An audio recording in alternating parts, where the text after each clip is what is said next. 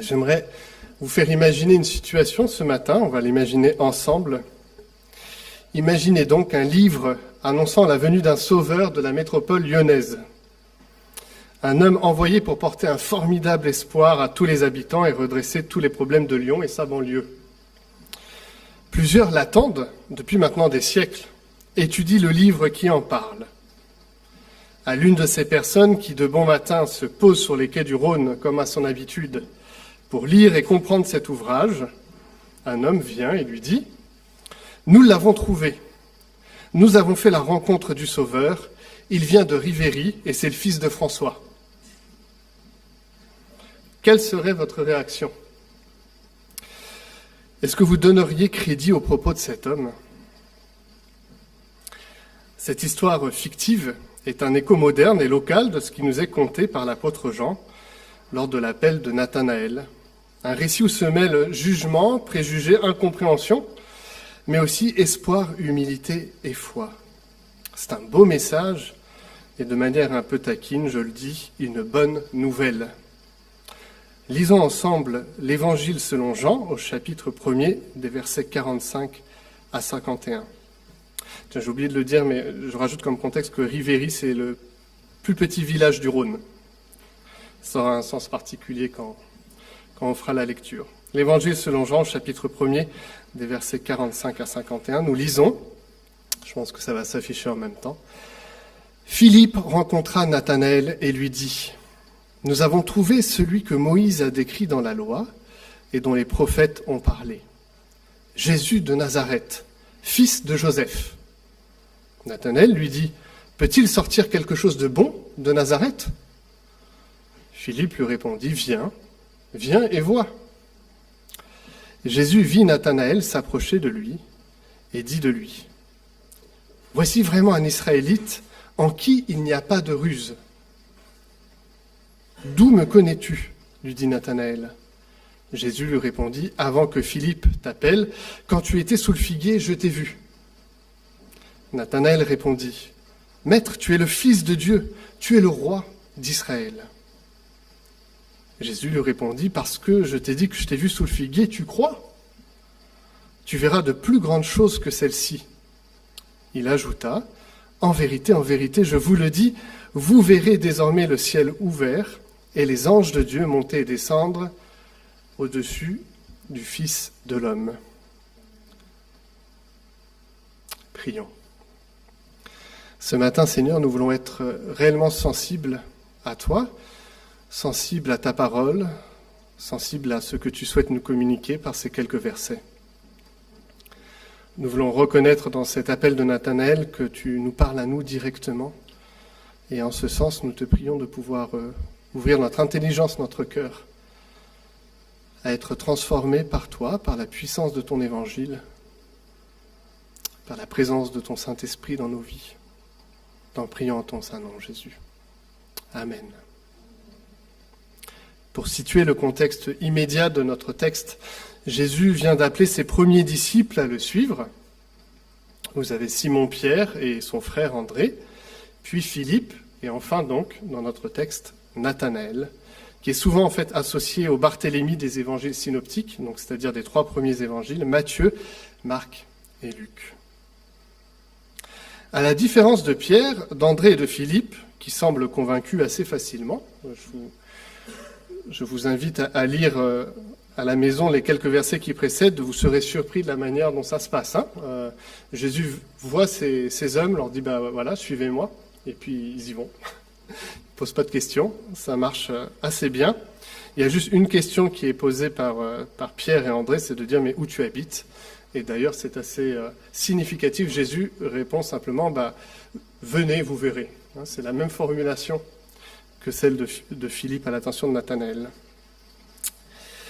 Mais c'est un oui qui en fait est en trompe-l'œil, si on regarde pour André, Pierre et Philippe, dans le sens que c'est toute l'histoire des évangiles. Pendant 3 ans, ces disciples vont le suivre et c'est qu'à la toute fin qu'ils vont comprendre qui est réellement Jésus. Donc il y a un oui premier, mais après il y a tout un cheminement qui va devoir être avant qu'ils puissent le considérer pour ce qu'il est. Nathanaël, en tout cas, semble moins enclin à donner sa confiance en Jésus, et il faut dire que la proclamation de Philippe est étonnante. Elle présente Jésus comme celui dont Moïse avait annoncé la venue dans la loi et que les prophètes ont annoncé, d'un côté, donc ça c'est la première partie du témoignage de Philippe, et ensuite il le présente comme un homme plutôt lambda, d'un père inconnu, c'est ce que je vous ai dit en introduction, si je vous dis c'est le fils de François, ça ne vous parle pas, le fils de Joseph, ça ne parle pas non plus. Issu d'une ville très modeste, et plutôt mal connotée car insignifiante. Et en fait, pour être tout à fait exact, si Philippe n'a pas tout à fait tort, il n'a pas non plus tout à fait raison dans cette deuxième partie. S'il fallait être exact, Jésus a bien grandi à Nazareth, donc ça c'est vrai, mais il est né à Bethléem, et si Joseph est son père, c'est un père adoptif, c'est pas le père biologique. La réponse de Nathanaël donc n'est pas totalement à côté de la plaque, même si elle est méprisante, lorsqu'il met Philippe face à la contradiction de son témoignage.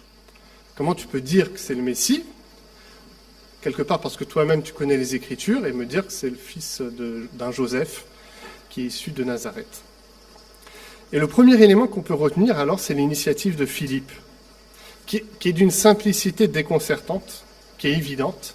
On peut mettre le premier PowerPoint. Donc si on peut afficher la première slide, c'est « Viens et vois », et c'est une invitation de Philippe adressée à Nathanaël d'aller à la rencontre de Jésus. Quand je vous dis que c'est déconcertant, c'est qu'on aurait pu attendre de ce texte une dispute théologique qui s'engageait entre Philippe et Nathanaël. Nathanaël semble être quelqu'un qui connaît particulièrement bien la Torah et les textes sacrés. Philippe semble plutôt balbutiant. Il a compris quelque chose de Jésus, mais il ne sait pas exactement le formuler. Et donc, il vient avec le témoignage de son cœur, le plus simple, le plus accessible. Et ce que je trouve formidable de la part de Philippe, c'est cette phrase très simple qui fait suite, comme je l'ai dit, à l'expression de Jésus. « Venez, vous verrez ». Il reprend la même formulation, et en reprenant cette formulation, il se fait disciple direct de la personne du Christ. Viens et vois. Viens faire toi-même ton opinion de cet homme, de ce Jésus. La réaction de Philippe m'interroge, me surprend, et en même temps me donne à considérer quel devrait être mon propre témoignage en tant que croyant. Ai-je toujours à annoncer la totalité de l'Évangile, à le faire de manière parfaite, même si je le recherche en vérité, de le dire de la manière la plus pure et la plus parfaite possible? Mais comment me situer quand des questions me sont posées, auxquelles parfois je n'ai pas de réponse, dans lesquelles je peux me sentir perdu? N'est-ce pas la simplicité qui réside dans cette réponse de Philippe? Viens et vois. Viens et vois. Alors ce verbe voir, il faut indiquer que c'est une compréhension élargie. Ce n'est pas simplement la vue au sens physique ou du sens qui est donné de voir quelqu'un, c'est la possibilité de connaître la personne. Et l'apôtre Jean se joue de ces deux sens dans ce texte-là. Viens et vois, c'est effectivement une réelle possibilité pour Nathanaël, qui est de voir Jésus en chair et en os et d'aller à sa rencontre. Mais c'est aussi la possibilité de faire connaissance avec lui. Et aujourd'hui, pour ma part, je ne pourrais pas utiliser l'expression avec le verbe voir dans le sens physique du terme. Je ne peux pas inviter quelqu'un à venir à la rencontre d'un Jésus en chair et en os, physiquement présent. Il me semble néanmoins que je peux quand même utiliser l'expression avec la simple démarche de dire « viens le connaître, viens à sa rencontre, viens à la rencontre de la manière dont il se présente à toi ce matin ». C'est ainsi, je le redis, que Philippe se situe en témoin, montrant la voie, puis s'effaçant pour laisser place au maître. Et c'est ainsi que ça se passe dans notre texte. Philippe disparaît dans notre passage pour laisser place à un dialogue entre Jésus et Nathanaël. Et c'est l'histoire d'une rencontre. Deuxième slide. C'est l'histoire d'une rencontre. Deuxième slide. Une rencontre. Est-ce que vous vous souvenez de Otis dans Astérix contre Cléopâtre? Oui, c'est ça. Cet homme qui parle et qui ne s'arrête plus. Alors pour la petite anecdote, en fait, il a parlé 16 minutes. Et ça n'a jamais été totalement repris dans le film, parce qu'imaginez 16 minutes de quelqu'un qui se présente à la rencontre d'une autre. Mais c'est en tout cas exactement la démarche de Nathanaël vis-à-vis de Jésus et la démarche en réciprocité de Jésus vis-à-vis de Nathanaël. Ils vont faire une rencontre, et c'est donc l'histoire d'une rencontre, ce passage, très simplement. Car pour Nathanaël, on peut lui reconnaître cela, il n'hésite pas à aller vers Jésus pour se faire sa propre opinion, mais alors qu'on imagine plutôt que ce soit lui qui initie la conversation, ce qui aurait été tout à fait logique, il vient, il pose une question à Jésus et s'initie la relation, en fait c'est Jésus qui intervient le premier. Comme un rappel que la foi est un don de Dieu, et Nathanaël veut dire don de Dieu, et non l'œuvre de l'être humain. C'est Jésus qui initie la relation, c'est Jésus qui initie la rencontre. Et il le fait en donnant une définition de Nathanaël, et ça me fait sourire parce que Nathanaël ne la remet pas en cause, il ne souffre pas de modestie. Jésus le décrit comme un homme sérieux, droit, juste, un vrai Israélite. Et vous avez Nathanaël qui répond à côté, c'est vrai, comment tu sais tout ça? Comment tu sais tout ça? Il n'y a pas ici la reconnaissance de la perfection de Nathanaël, mais la reconnaissance en tout cas qu'il a le désir sincère, vrai, de faire quelque chose qui est juste.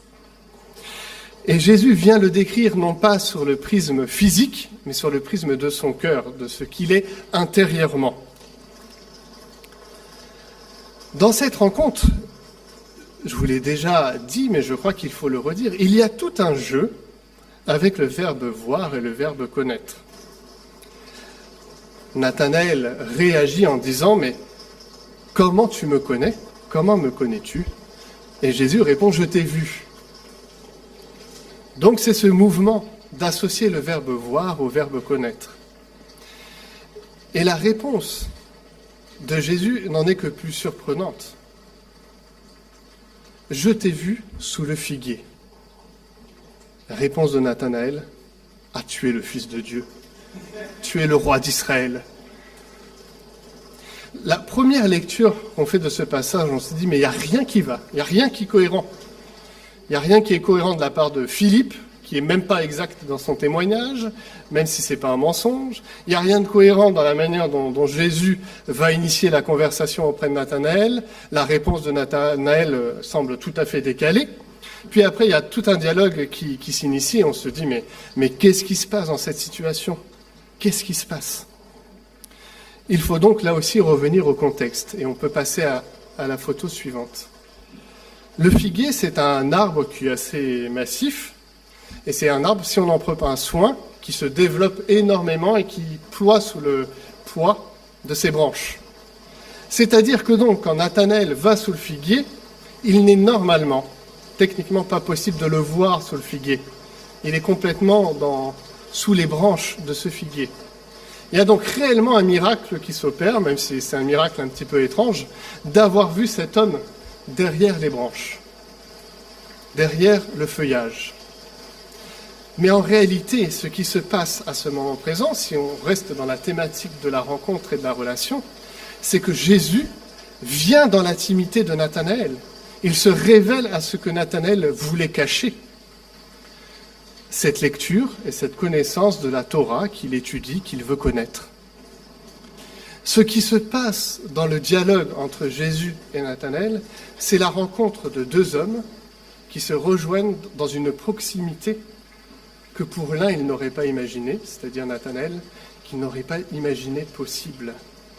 Il se joue symboliquement la rencontre d'un cœur à cœur et d'un homme en face de son Dieu. Car si le reste est symbolique, dans le verbe connaître, dans le verbe voir, le figuier l'est tout autant. C'est le lieu, et les rabbins le disaient, c'est le lieu privilégié où l'homme Et la femme pouvait aller pour étudier la Torah de manière cachée, de manière intime entre eux et Dieu. Et Jésus, en signifiant qu'il l'a vue sous le figuier, signifie de manière très posée, mais très calme, et en même temps très profonde, ben voilà, je sais qui tu es et je viens à ta rencontre. Je viens parler avec toi, je veux te connaître personnellement. Et c'est ça qui implique dans la tête de Nathanaël de se dire, mais c'est extraordinaire ce qui se vit. Cet homme-là, en fait, me connaît en réalité. Il m'a vu. Et ça va même un petit peu plus loin.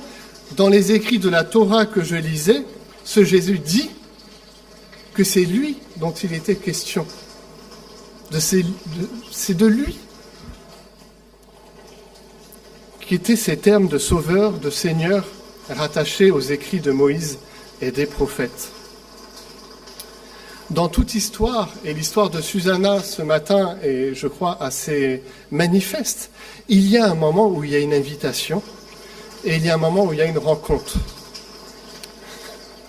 C'est perturbant avec ce bruit. Mais dans la rencontre qu'il y a, c'est quelque chose d'intime et qui est difficilement explicable. Et Susanna l'a dit, en réalité, c'est en Île-de-France, face à elle-même, qu'elle est rentrée dans cette intimité du Christ. Il y a quelque chose qui se signifie aussi là, c'est que le Christ est à l'initiative de la rencontre. Le témoignage qu'on peut porter, c'est simplement de dire ce qu'on a vécu, mais après de laisser l'autre face à la responsabilité de la découverte pour lui-même de Dieu.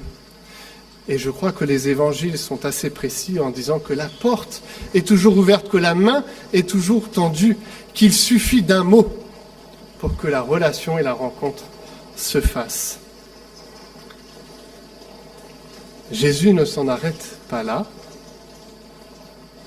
et veut indiquer à Nathanaël que c'est le début du chemin, mais que c'est loin d'être la fin. Nathanaël était tout à fait émerveillé de voir que Jésus le connaissait. Mais Jésus veut aller plus loin avec lui en lui disant, mais si cet élément tout simple aujourd'hui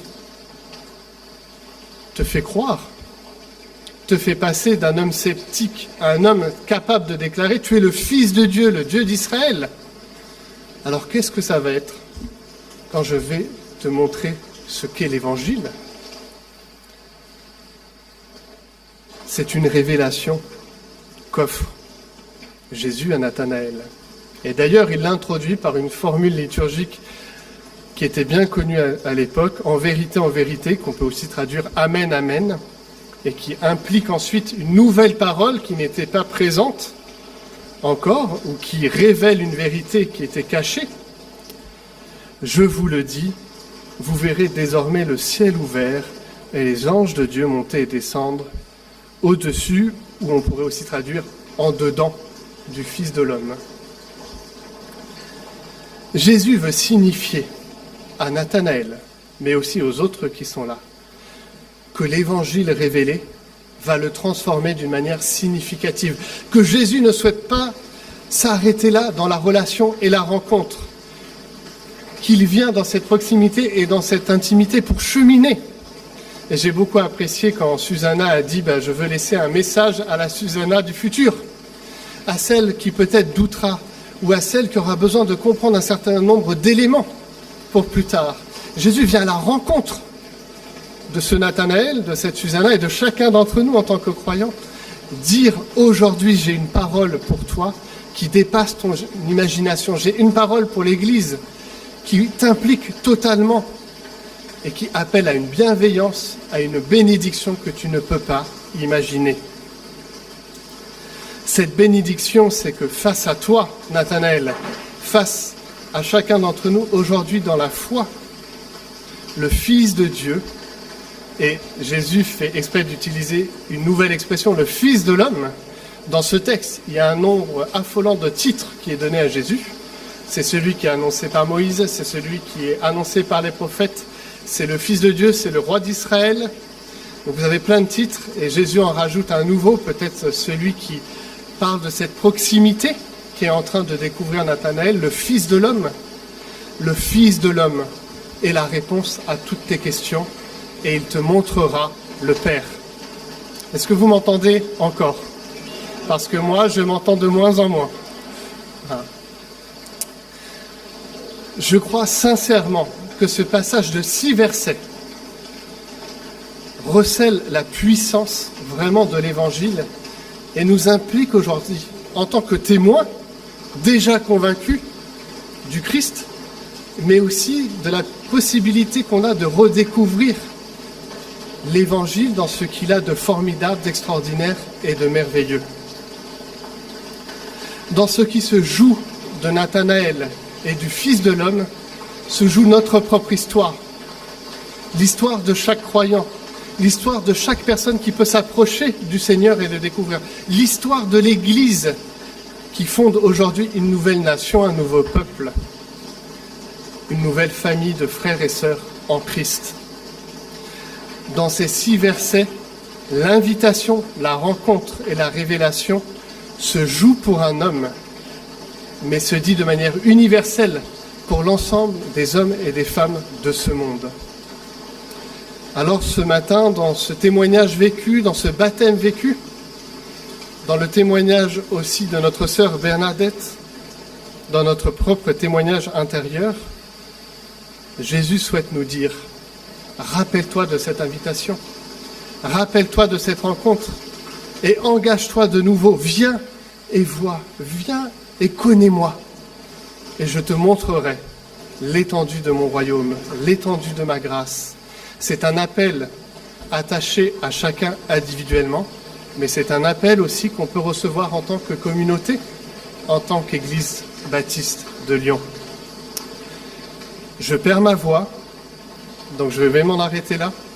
On va juste prendre quelques instants de silence et peut-être rejoindre cette invitation, viens et vois, à nouveau, la reconnaître pour nous-mêmes, nous l'appliquer à nous-mêmes, avoir ce désir de cheminer et d'entrer en relation, comme Nathanaël a pu le faire, reconnaître le don de la foi justement comme un don qui vient de Dieu et nous permettre de continuer à témoigner à ceux et celles qui cherchent, non pas une dispute théologique, mais une simple invitation.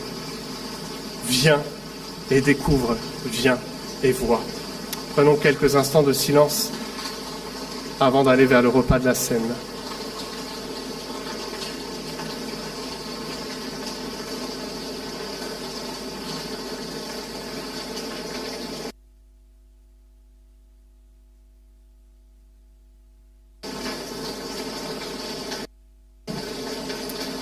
Seigneur, ce matin, effectivement, nous voulons accueillir à nouveau cet appel de Nathanaël et le recevoir comme un appel que tu nous adresses à chacun d'entre nous, nous qui croyons, ou nous peut-être ce matin qui te recherchons.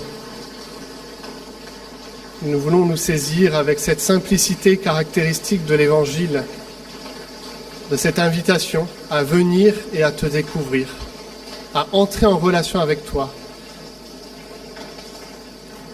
à initier une réponse à la rencontre que tu veux, à cette première parole d'amour, de grâce et de pardon que tu nous adresses.